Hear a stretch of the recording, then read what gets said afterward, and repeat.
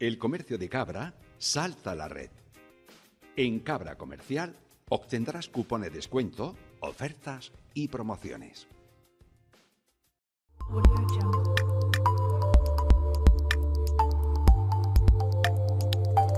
Audio Jungle. Con motivo de la presentación de su último libro, Un tiempo de bosques salvajes, hoy entrevistamos en Cabra Noticias a Antonio de Egipto. Antonio, muy buenas tardes. Buenas tardes. Antonio, si te parece, para que nuestros espectadores te conozcan un poquito mejor, me gustaría que nos remontásemos tiempo atrás para conocer cómo y cuándo comienza tu vinculación, bueno, pues con el mundo del libro, la escritura, la poesía. ¿Cómo son tus inicios? Bueno, el mundo del libro creo que desde siempre, vamos, porque es lo que he vivido dentro de mi familia, ¿no? Y tanto la poesía, el teatro y la literatura pues siempre han estado muy presentes, ¿no? en mi infancia, en mi relación con mis padres, ¿no?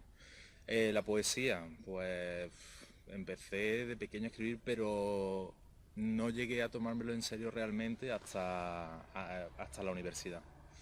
Y en la Universidad de Córdoba conocí a un chico y él escribía poesía y a través de esa relación con él fue cuando empecé a tomármelo realmente en serio, a tomar los poemas que había escrito y a autocriticarlos. Y a partir de ahí fue cuando empecé en serio y pensando en publicar, que es una de los grandes hándicaps, ¿no? de todo escritor y de buscar ese primer libro publicado que llegó en 1900, en 2006. En 2006, en la colección Pablo Iglesias Caballero del Ayuntamiento de Cabra, pues ahí publiqué el primer poemario que se llamaba Desnudo en la ciudad, que era una recopilación de todo lo que llevaba escribiendo en los últimos años, hasta esa fecha. Y a partir de ahí, pues empecé a odiar el primer poemario, que es lo que se suele hacer, que lees lo que has escrito y dices, Dios mío, esto es malísimo. Y traté de ser más consecuente y buscar un poco un estilo propio y a raíz de eso pues nació La Maleta, que era un poemario diferente, más narrativo, en el que aparecían diálogos y en el que contaba una historia, ¿no? Porque una de las cosas que me gusta provocar en los libros de poemas es que no sea una sucesión de poemas, sino que encierren algo, ¿no? Que sea un poco circular y que tenga un principio y un final y que el lector encuentre algo diferente. Y eso sucedió en La Maleta, que contaba la historia de una maleta que iba pasando de unos personajes a otros, ¿no? En el que se hablaba sobre la soledad, sobre el concepto de viaje, una reflexión. Y es lo que sucede también en Un tiempo de bosques salvajes, que tiene un tono diferente a La Maleta, es más un libro más de poemas y más íntimo también. Y bueno, es una especie de vuelta a la infancia, eh, ¿cómo explicarlo? Como una especie de necesidad, ¿sabes? Es como una especie de necesidad de volver a la infancia para encontrar un hilo conductor, ¿no? Que te sitúe en el mundo, en el presente, ¿no? De dónde vienes y hacia dónde vas, ¿no? Y todo eso pues está reflejado en el libro, ¿no? Hablo sobre mi infancia en Cabra, sobre cómo ve el mundo los ojos de un niño, ¿no? Y también esa realidad, esas vivencias están alimentadas, ¿no? con ficción y con esto que te contaba antes de darle un principio y un final, una historia cíclica de alguna manera, pues en el libro aparece como que el poeta en un paseo por la ciudad, en un momento dado pasa por un colegio y hay unas sensaciones que le transportan a su infancia y vuelve a ese pueblo que en el poemario es un pueblo abandonado, y en el recorrido que hace por las calles y por los muros de piedra que quedan, pues va reconstruyendo su historia. ¿Y ese pueblo abandonado, en realidad, que es el pueblo de Cabra? Bueno, en realidad es un recuerdo de lo que supone para mí la infancia, ¿no? Principalmente en Cabra, también en Lucena, porque mi familia paterna es lucentina, mi familia materna es gabrense, y mis vivencias pues están repartidas, ¿no? También, por ejemplo, los bosques salvajes, ¿no? Y el título Un tiempo de bosques salvajes hace un poco referencia, el tiempo hace referencia a la memoria y los tiempos salvajes hacen referencia a esto que te decía antes de la mirada del niño, ¿no? que comparte, ¿no? La ficción y la realidad, el imaginario, lo fantástico, ¿no? Y también creo que tiene que ver, vamos, de hecho, con que durante mi infancia estuve viviendo en el norte de España, porque mi padre trabajaba en una empresa de construcción, iba pasando de un año a otro, iba pasando de una ciudad a otra, y todo ese territorio que es diferente en el norte de España al sur, pues también está reflejado en esos bosques. Entonces son muchos los recuerdos de la infancia que quedan plasmados en este libro de Un tiempo de bosques salvajes. ¿Por qué debería el lector leerlo? Bueno, eso es una pregunta difícil. Un lector de aquí, de la subbética y tal, creo que se va a encontrar dentro del libro, porque al fin y al cabo las vivencias que puedo tener yo en este caso, pues son muy parecidas a las que haya tenido cualquier otra persona, ¿no? En su infancia en este ambiente, ¿no? Y entonces hay espacios que van a resultar comunes a cualquier lector, ¿no? Como el Puente de Hierro, que está muy cerquita de aquí donde estamos, Caño Gordo, que es el sitio en el que yo pasé mi infancia, ¿no? Porque vivíamos ahí, ¿no? Y todo lo que sucedía en torno al Pilón, pues son uno de mis grandes recuerdos, ¿no? Dentro del libro. Pues no sé, está el colegio en el que estuve, que fue el Ángel Cruz Rueda. Bueno, hay muchos espacios comunes que cualquier lector de aquí puede encontrar y se va a sentir familiarizado y creo que Siempre bueno, gusta puede sentirse gustarle. identificado Sí, con aquello que se lee y sentir que bueno, pues son sitios y lugares comunes que sí. todos conocemos. Mm, En este trabajo no, pero sí en uno que nos has comentado anteriormente y que supongo que, o espero que no odies, porque ya que me has dicho que tu primer poemario lo odias, Bueno, no es que le odio, es que salvo pocos poemas de ella. una pena. La maleta, algo que nos llama la atención, ¿no? Es que se fusiona la poesía con la música y de hecho con este trabajo había estado presente en el Festival de Cosmopoética de Córdoba y también en alguna sala de Madrid con motivo de la celebración del Día del Libro. ¿Cómo ha sido esta experiencia de fusionar la poesía y la música? Pues mira, eso surge, o sea, del mismo modo que la poesía surge como una necesidad de canalizar inquietudes y tal, el hecho de unir poesía y música también surge un poco de esa necesidad, ¿no? Cuando publiqué La maleta, no encontré el aliciente para presentarla de un modo habitual, ¿no? De una presentación con tu presentador y leer tus poemas y tal. Porque en ese poemario, más que en el resto, cada poema necesita del poema anterior para ser entendido. Entonces tendría que leer íntegramente el poemario para que se comprendiera. Entonces, con esa historia y también con la historia de que a mí me gusta unir disciplinas porque creo que es una forma más eficiente de llegar al público, y en el campo de la poesía pues siempre es entendible que es un lenguaje más complejo, que es para una minoría y que es más difícil llegar al público por el lenguaje y por simbología, las imágenes, que bueno, y porque tampoco creo que nos lo hayan enseñado muy bien en la escuela, porque creo que la gran mayoría en el Huye de la colegio huía poesía. de la poesía, pues pensé en esa historia de unir disciplinas que la música, que sí es un lenguaje universal y que llega muy fácilmente a todo el mundo y que tiene tanto que ver también con la poesía, porque al fin y al cabo juegan con el ritmo, pues era un buen modo de lanzar el libro hacia afuera, ¿no? Y también porque pienso que la poesía, aparte de ser un lenguaje intimista que puedes leer en casa tranquilamente, necesita de espacios sociales, ¿no? Y en los que darse a a conocer.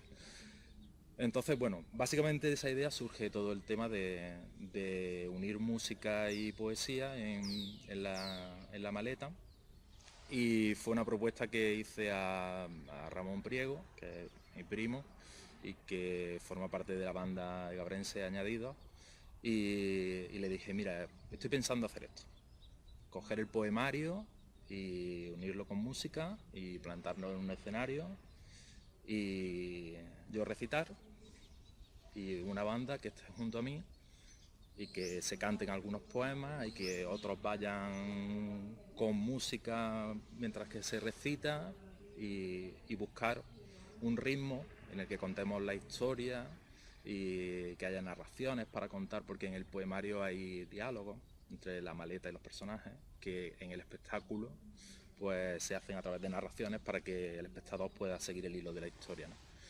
Y empezamos a trabajar sin saber muy bien a dónde íbamos, porque también respetar el poema y llevarlo a formato canción y tal es complejo y no sabíamos. Yo Claro, le di buscar el libertad, equilibrio, sí, ¿no?, entre esa poesía y bueno, el ritmo de la música, y que todo quede sí. perfectamente fusionado, anclado y unido. Pero habéis cosechado muchos éxitos Sí, con al la maleta. final todo resultó muy bien. Ramón empezó a trabajar, me trajo 2 o 3 canciones, a mí me parecieron fantásticas y empezamos a trabajar en torno a eso. Yo empecé a hacer un guión y buscamos el equilibrio, que hubiera un ritmo, contar toda esta historia, que se comprendiera. Y al final, poco a poco lo hemos ido limando. Al principio lo presentamos en el Hotel Fuente de las Piedras, hicimos una pequeña presentación, aprovechando que en verano Ramón daba allí algunos conciertos. Y a partir de ahí, viendo la respuesta del público, que era muy variado y que llamaba mucho la atención, pues seguimos trabajando hasta dejar un espectáculo cerrado que duraba 50 minutos, en el que hay, pues, empieza con recitado a pelo, ¿no? Y después pues empezamos con música pop y intentamos ir por diferentes estilos, por el swing, el rock, la bossa, el boogie, ¿no?, que cerramos y bueno, estuvimos en, que tú has nombrado, ahora hemos estado recientemente en Como Poética, en Córdoba, en la Sala Polifemo dentro del Teatro Góngora, y fue magnífico, vamos, a la gente, al público le encantó, y también hubo buenas críticas. Antes estuvimos en Madrid, en la Noche de los Libros, en la Sala Costello, que es una sala independiente importante de Madrid, y en Cabra, bueno, estuvimos en el Centro Filarmónico, presentándolo, que de hecho es el lugar en el que ha nacido todo el proyecto, ¿no?, el espectáculo poético musical. Allí es donde se ha forjado y Allí se gestó. donde hemos estado ensayando y dándole vida. Vamos, durante tu trayectoria profesional soy consciente de que bueno, pues tu pasión por el mundo de la literatura y los libros queda manifiesta, porque bueno, has sido librero, también has sido editor literario, por supuesto escritor, que es el motivo que hoy nos lleva aquí. Y también tengo entendido que habéis creado un proyecto editorial que es Bandaparte Editores. Me gustaría también que nos hablases de este proyecto editorial, porque creo que también nos viene al hilo de la conversación que estamos teniendo, porque en él también pues se fusiona la música con lo que son las letras. Sí, nos escapamos a esa historia. Sí, lo de Bandaparte pues surgió hace año y medio o así. Bueno, surgió hace 2 años y medio la idea, y la pusimos en marcha la pusimos en marcha 3 personas, Marga Suárez, que es mi hermana, Paco López de Ahumada, que es también primo nuestro, ¿no?, y yo. Y la idea era pues publicar a lo que nosotros llamamos no escritores, que son creadores que vienen de otras disciplinas artísticas, pero también escriben, ¿no? Y seguir un poco en esa línea, ¿no?, que todos compartimos, y era la pasión un poco de unir pues eso, otras artes y la literatura, ¿no? Surgió con la idea de que formara parte de nuestro tiempo libre, y poco a poco se ha ido comiendo el tiempo libre y creándose un proyecto más sólido de lo que podíamos esperar en tan solo un año, ¿no? Nuestra idea era publicar 2 títulos que que fueron los que iniciaron la colección de poesía, y que eran de dos músicos, uno valenciano y otro murciano, y de la música independiente española, Raúl Bernal y Santi Campos se llaman ellos. Y en un año se ha convertido en 6 títulos. La verdad es que ha crecido de una forma natural, sin quererlo, por eso nos ha ido un poco de las manos, pero positivamente. Y hemos creado un pequeño monstruo que ha tomado cuerpo y que ahora pues busca ser un poco un pequeño referente dentro del mundo editorial más independiente, ¿no? Y que poco a poco vemos cómo va calando entre los lectores, entre los libreros que nos apoyan, porque lo que hemos tratado de hacer es buscar redes dentro del mundo más independiente y apoyarnos, ¿no? Entonces, pues los espacios donde se venden los libros pues son espacios que son focos culturales, y da igual que sea una librería, como que sea un bar o una tienda de discos o una tienda de cómics, que habitualmente no vendían otros géneros, pero que con nosotros lo hacen, y que incluso eso ha provocado que después sigan vendiendo y aumentando y su línea de trabajo. Entonces eso es algo realmente mágico. Y novedoso. Sí, y después también hemos tratado pues de llevar los libros con sus autores frente al público, ¿no? En las presentaciones, que es algo habitual, pero hemos tratado de romper la barrera que se crea en una presentación formal, ¿no? De la mesa, y hay una distancia entre el público y el... Quitar los convencionalismos, digamos. Sí, y entonces, quitando simplemente esa mesa, se provoca un encuentro, rompe esa barrera y la gente incluso participa de una manera impulsiva, y bueno, también como son artistas que vienen de otras disciplinas y tal, pues esas propias disciplinas se ponen de manifiesto en las presentaciones, ¿no? Pues si son músicos, pues cantan sus canciones y todo se va mezclando en algo que nosotros acabamos resumiendo en que pasan cosas que dejan a la gente un poco desconcertada, pero de forma agradable. Y además muy enriquecedora, supongo, Sí. también al mismo tiempo. Principalmente muy enriquecedora, sí.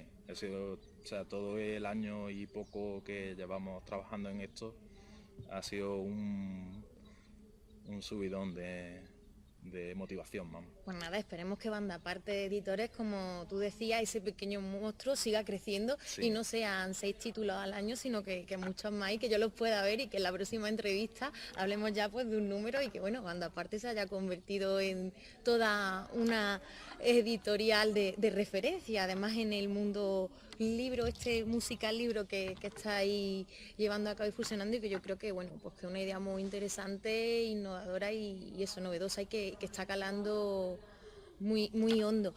Volviéndonos a centrar en el poemario Un tiempo de bosques salvajes, ¿hay algún poema por el que sientas predilección? ¿Alguno que te cale de alguna manera especial? Bueno, hay muchos, pero hay uno que he citado, bueno, sí he citado el lugar en el que se desarrolla, que es el de Caño Gordo, que para mí creo que es el más especial por eso, ¿no? Porque el poemario que supone esa vuelta a la infancia, pues mi infancia principalmente se desarrollaba en torno a Caño Gordo, que es un sitio muy conocido, simbólico, y que forma parte del imaginario de la ciudad, ¿no? Y bueno, ese es un poco el poema que marca, ¿no? Podríamos decir que es el centro, ¿no? del poemario, y que es el lugar en el que se desarrollan los juegos de infancia, que es un poco lo que la infancia, la parte más importante de la infancia, decías, ¿no? Donde estás con los amigos pues de una forma más libre y jugando a todo, ¿no? Y las relaciones y ese tipo de cosas. Pues ¿te parecería bien que terminásemos la entrevista escuchándote recitar este poema que tanto Sí, claro. significa para ti? Estupendo. Pues nada, soy toda oído, Antonio. Venga, vamos a ello. Caño Gordo. Cuidaba las aguas del Pilón como un manantial dentro del pueblo. Recogía los frutos de las moreras y los sumergía en las frías aguas antes de repartirlos como un dulce manjar. Con la llegada del calor, las chicas y los chicos hacían de aquel lugar una bañera gigante. Con la caída de las hojas, se quedaba solo. Cuidaba las aguas con esmero. Se sentía importante. Encontraba su rostro en el inmutable espejo que emanaba de su corazón.